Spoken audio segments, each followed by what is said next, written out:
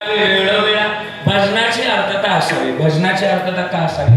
मग भजन करण्याकरता जर पाठवले तर जन्मातल्या या भूमिका आपल्या जवळ असतात. बस मग काय भूमिका असावी? आज मला बोलायचं गणित असं आहे की आज आपल्या दादांबद्दल आम्हाला पंढरपूरला जाता येत नाही. आमच्या अशोक दादामधील माझी रुक्मिणी आहे, मला माहिती नाही रुक्मिणी आहे पुढे बसले, पण मला बोलायचं, मला आज ना दादांबद्दल बोलायचं. बरीच लेकरं आहेत त्यांना पंढरपूरला जाता येत नाही. मग अशा लोकांनी काय करायचं? एक सांगू, ज्याच्या जवळ आई वडील ना त्यानं पंढरपूरला नाही गेलं तरी चालेल.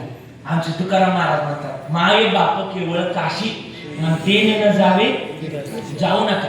अशा लोकांनी काय करायचं? घरातच आपल्या आईत रुक्माई शोधायची आणि बापात विठोबा शोधायचा.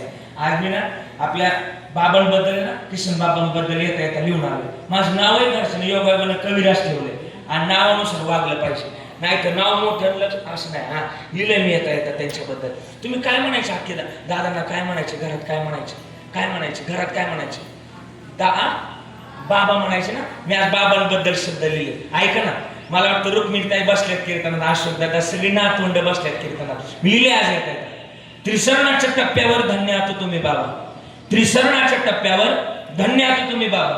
अहो सर्व संपूर्ण भक्त राहते तुमची सुनाते बाबा. या केविलवाण्या बाळांची त्या बाबा तुमच्या वाचूनच वाट वळते, पण खरी बापाची माया ज्याला बाप नाही ना त्यालाच कळते. असं म्हटलं गेलंय हो बाबा.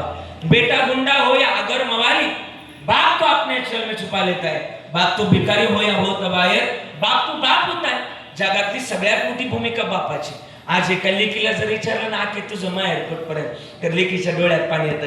लेक म्हणते, दादा माझं माहेर तिथपर्यंत जोपर्यंत माझ्या माहेरात माझा बाप आणि बोल ना माझी आई जोपर्यंत जिवंत आहे. एक लेक जर माहेर आली ना, तिच्या पिशवीमध्ये कांदे बटाटे लसूण मिरच्या टाकणारी आई असते, बरोबर ना काके?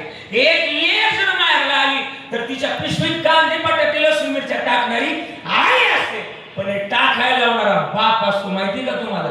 आई इतकं बापा इतकं मोठं गणित नाही. तुम्ही रडणार आहे का सगळ्या? तुम्हाला विचारू का? मला वाटतं आई बापा इतकी मोठी भूमिका नाही. बापाबद्दल जर बोलायला गेलं ना, बाप ना लहानपणी आपल्याला उचलून घ्यायचं. बाबा लहानपणी आपल्याला वडील उचलून घ्यायचे. कुठे घ्यायचे वडील उचलून? बोला ना, खांद्यावर घ्यायची. आणि आई उचलून घेताना कुठे घ्यायची? बोला ना, कडेवर घ्यायची. तुम्हाला माहिती का आई कडेवरच का आणि बाप खांद्यावरच का? ऐकायचं तुम्हाला, आई कडेवर घेते का?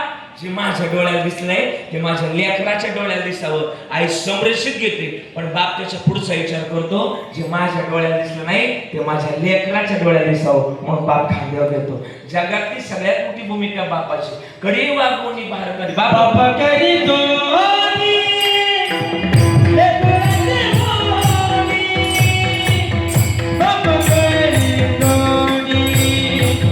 Ekura se